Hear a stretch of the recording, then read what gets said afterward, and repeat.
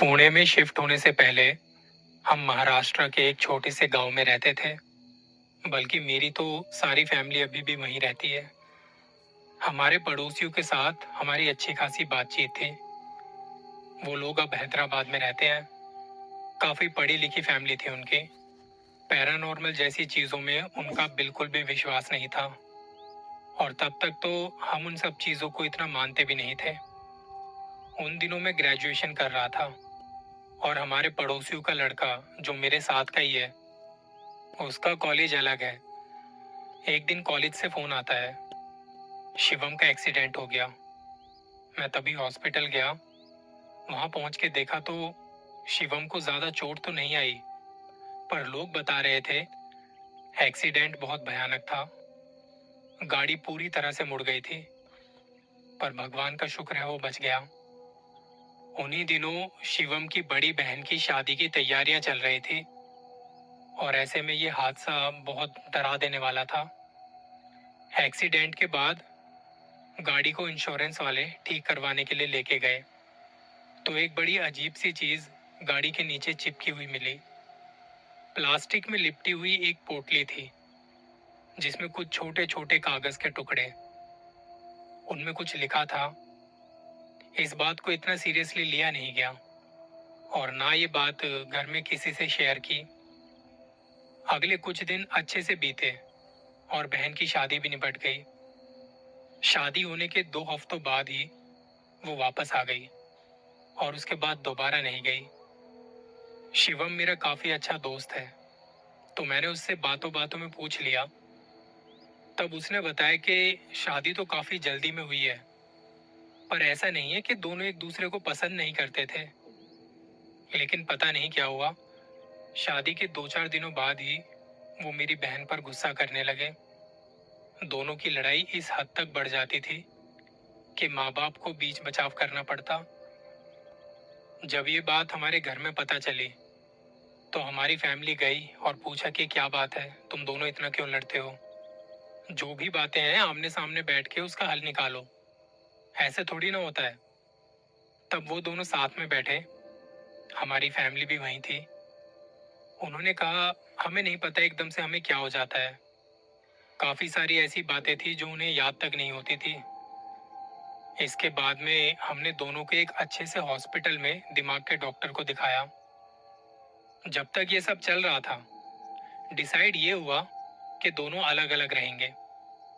शिवम ने जब बताया तो उसे भी समझ नहीं आ रहा था कि ये सब क्या हो रहा है। उस दिन शिवम से मेरी आखिरी मुलाकात थी। उसके बाद हम पुणे शिफ्ट हो गए। बाद में काफी टाइम तक हमारी कोई बात नहीं हुई। इसी बीच हमें वापस से महाराष्ट्र जाना पड़ा। पापा के एक दोस्त थे जिनके घर कोई फंक्शन था। हम पहुंचे तो वहां शिवम अपनी फैमिली के साथ आया हुआ था। उसकी बहन भी अपने पति के साथ आई हुई थी। मैंने शिवम से बात की। उससे कहा कि अच्छा है, बहन अब उस घर में खुश है। शिवम ने बताया ये बात बहुत आगे तक बढ़ गई थी। मैं तुझे सारी बात तसल्ली से बताता हूँ। उस दौरान हमारा जो माली था, एक दिन वो घर में 2-3 पोटलियां लेके आया। उसने बताया वो बागीचे में कुछ पौधे लगा रहा था। वहां खुदाई करते समय उसे ये मिली। मेरी माँ को भनक लग गई कि ये कुछ ठीक नहीं है।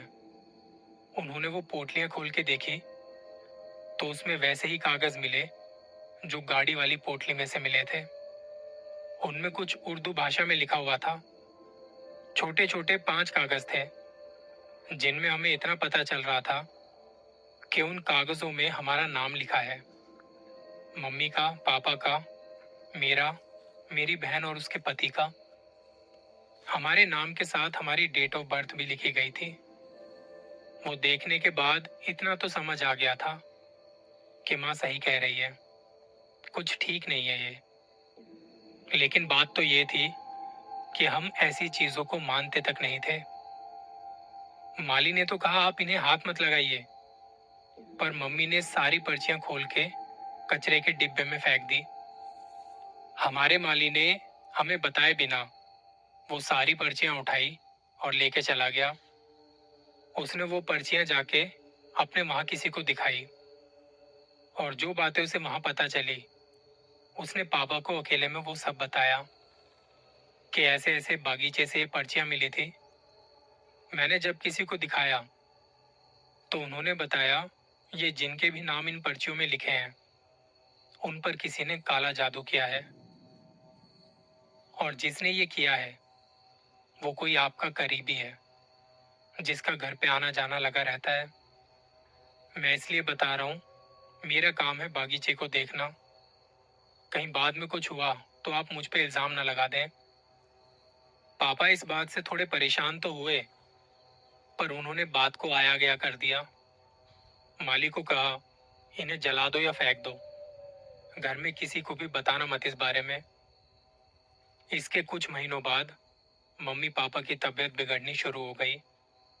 एकदम से ही उन्हें अस्पताल ले जाना पड़ता। डॉक्टर देखते, कुछ टेस्ट वगैरह होते, उनमें सब सही आता था। किसी को कुछ समझ में न आए कि ये सब क्या मामला है। ऊपर से बहन के घर के हालात अलग खराब हो रहे थे। वो एक दिन अपने ससुराल जाती और दूसरे दिन लड़के वापस आ जाती और फिर कई दिनों तक यहीं रहती। मुझे अपने घर से चिढ़ होने लगी। घर के अंदर मुझे घबराहट होने लगती। मैं गुस्से में बाहर चला जाता। जब तक बाहर दोस्तों के साथ होता तो सही रहता। घर आते ही ऐसा लगता कि ना तो ये लोग मुझसे कुछ बोलें और ना मैं इनसे कुछ बोलूं। उस वक्त हमारे घर के कॉरिडोर में एक बड़ी अजीब सी बात होती। वहां कोई भी नया बल्ब लगाओ, वो घंटे भर में खराब हो जाता। एक आध बार तो लगाते ही जैसे ही मैं उसे जलाऊं तो वो फट जाए। मैं रोज उसे चेंज करता। हमने रात को वो बल्ब जलाना ही छोड़ दिया। रात में फट जाता तो नींद खराब होती थी। जब उस कॉरिडोर में अंधेरा होता तो इतनी खौफ वाली फीलिंग आती थी कि बता नहीं सकता। कमरे से बाहर निकलने का मन नहीं करता था कि उस कॉरिडोर से होके गुजरे। इन दिनों मैं कभी कभार अपनी गाड़ी लेके जाता तो मन करता था कुछ भजन वगैरह चलाऊं, खुद को शांत करूं, पर घर में ये सब मुझे बड़ा बेकार सा लगता था। एक दिन मैं ऐसे ही अपने फोन में कोई वीडियो देख रहा था जिसमें काले जादू का जिक्र था। जैसा जैसा उस वीडियो में बताया गया था, काफी हद तक वही सब चीजें हमारे घर में हमारे साथ हो रही थी। तब मेरे दिल में कुछ सवाल उठने लगे कि कुछ तो गड़बड़ है। मेरे दिमाग में तब एक बात आई। मैं घर से बाहर निकला और मालिक को मैंने अपने पास आने का इशारा किया। घर से थोड़ा दूर जाके मैंने उससे बात की। पूछा कि वो जो कागज निकले थे वो क्या थे। तब उसने मुझे वो सब बताया जिसका जिक्र उसने पापा से किया था, और उन्होंने घर में बताने से मना कर दिया था। उसने मुझे बताया उस दिन के बाद से घर में 4 बार और ताबीज मिले हैं। 3 बार जमीन से और 2 बार पेड़ से बंधे हुए। उसने किसी को भी बताए बिना वो ताबीज पानी में बहा दिए थे। फिर मैं अपने माली के साथ उनसे मिलने गया जिसे माली ने पहले ये सब बता दिया था, जहां वो दिखा रहा था। जब उनसे मैं मिला तो उन्होंने बताया कि आप पर काला जादू करवाया गया है किसी जानकार की तरफ से, कोई ऐसा जिनके आपके घर आना जाना है।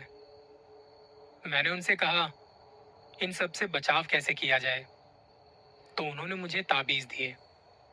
कहा कि ये आपको पानी की टंकी में डालने होंगे और ये ताबीज 2 दिन बाद पानी से निकाल के मुझे वापस इनके पास लाने हैं। तब वो मुझे बताएंगे कि अब आगे क्या कर सकते हैं। अब ये एक ऐसी सिचुएशन थी कि मैं उस पर भरोसा करूं तो कैसे करूं, पर उस वक्त कुछ समझ नहीं आ रहा था, तो मैंने हाँ कर दिया। उसके बाद मैं घर आया। माली की मदद से पानी की टंकी में एक पतले धागे से वो ताबीज मैंने पानी में डुबो दिए। धागा बाहर की तरफ ही रहने दिया ताकि बाद में निकालने में आसानी हो।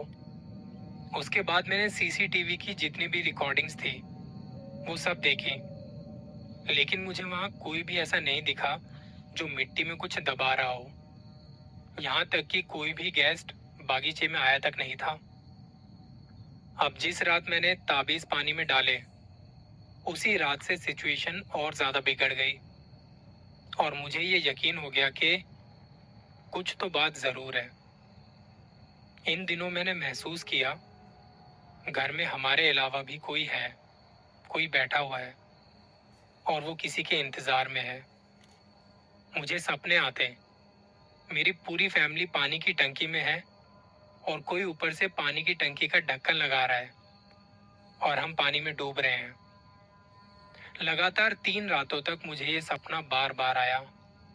दूसरी रात मुझे छत से आवाज आती रही। मैं सो नहीं पाया।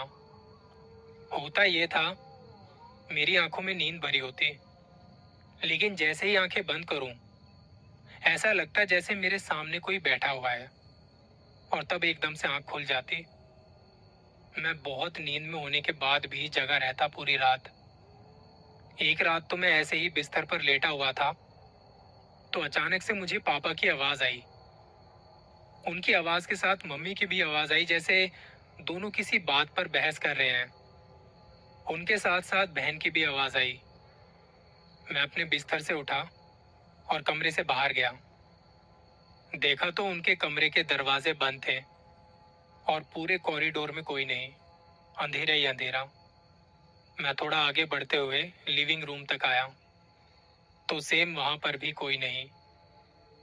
अब मुझे मम्मी पापा के दरवाजे पर नॉक करते हुए बिल्कुल भी अच्छा नहीं लग रहा था। तो फिर मैंने पूछने के लिए अपनी बहन को फोन किया। इत्तेफाक से वो जाग रही थी।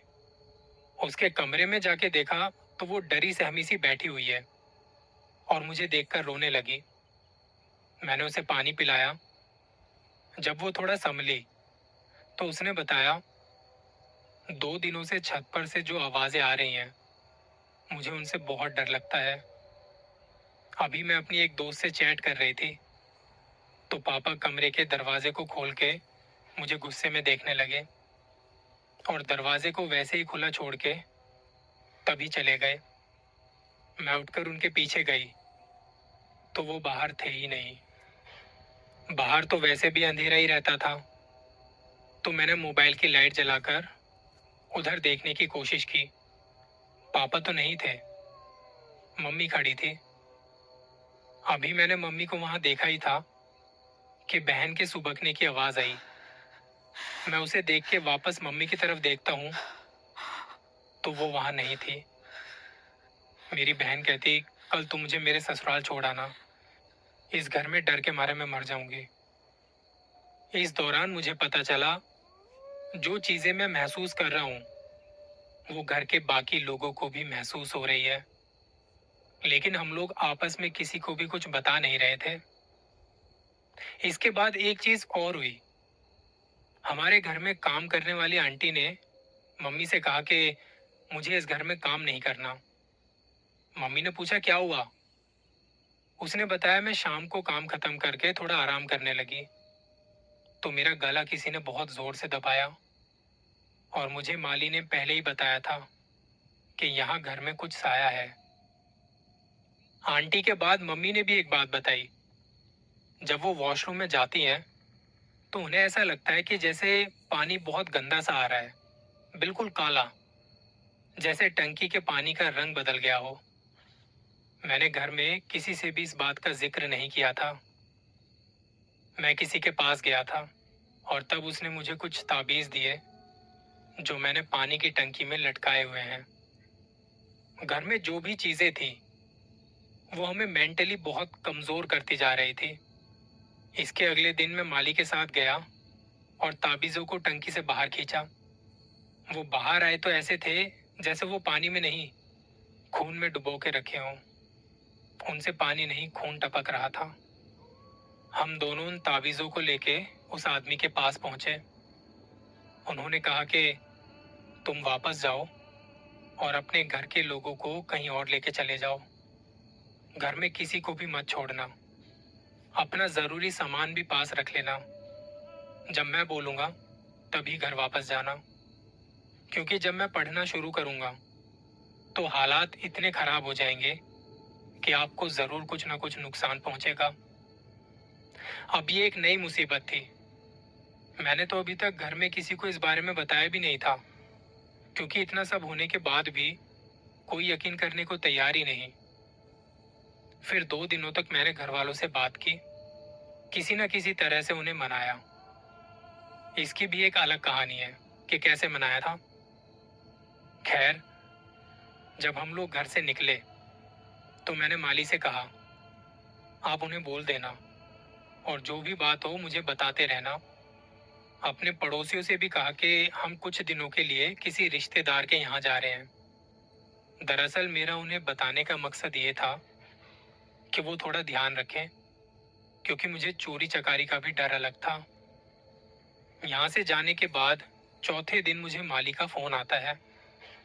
उसने कहा कि अब आप वापस आ सकते हो, लेकिन अभी भी सब कुछ सही नहीं हुआ है। हम लोग बिना समय गवाए वापस आ गए। इस बार वापस आके घर का माहौल पहले से भी काफी अच्छा लग रहा था। बहन ने अपने पति को भी बुला लिया। काफी टाइम बाद हम सारे साथ मिलकर हंस खेल रहे थे, चाय पी रहे थे। शाम को मैं उन्हीं आदमी से दोबारा मिलने गया। उन्होंने मुझे बताया कि तुम्हारे घर में जो काला जादू किया गया था वो तो अलग है, पर इस घर में पहले से ही कई सारे जिन्नात रहते थे, और जिन्होंने आप पर काला जादू किया, जो नेगेटिव एंटिटी जादू के साथ आई, उनकी जिन्नात के साथ आपस में लड़ाइयाँ होती रहती थी, जिस वजह से आपको ज्यादा नुकसान नहीं पहुंचा, वरना तो आपकी जान भी जा सकती थी। जादू को तो मैंने घर से हटा दिया है, मगर वो जिन्नात अभी भी वही हैं। मैं उनको नहीं छेड़ूंगा। अगर आपको उन्हें घर से निकलवाना है तो आप किसी और से इस बारे में बात कीजिए। तब उन्होंने हम सबके लिए ताबीज दिए, जो हमें हर वक्त पहन के रखने थे।